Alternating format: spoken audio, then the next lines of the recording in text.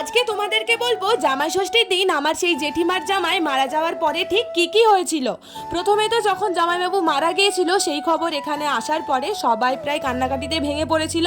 তারপরে জামাইবাবুর সেই বাবার বাড়ি থেকে সবাই মিলে এসে আমাদের এখানে রীতিমতো টর্চার এবং মারধর চলে। তারপরে তো পুলিশ থানাতে যেহেতু কেস করেছিল তাই জন্য তারাও এসেছিল। অনেক গোয়েন্দাগিরি করার পরে লাস্ট মোমেন্টে জানা গেল যে জামাইবাবুর কিন্তু কোনো কিছু খাওয়ার ফলে মারা যায়নি, তার হার্টের সমস্যা ছিল, সেই কারণে রীতিমতো হঠাৎ করে হার্ট অ্যাটাকের কারণেই তিনি মারা গিয়েছিলেন। ওই একটা ঘটনার জন্য আজও কিন্তু আমাদের পাড়াতে কখনো জামাই ষষ্ঠী পালন করার কেউ সাহস পায়নি।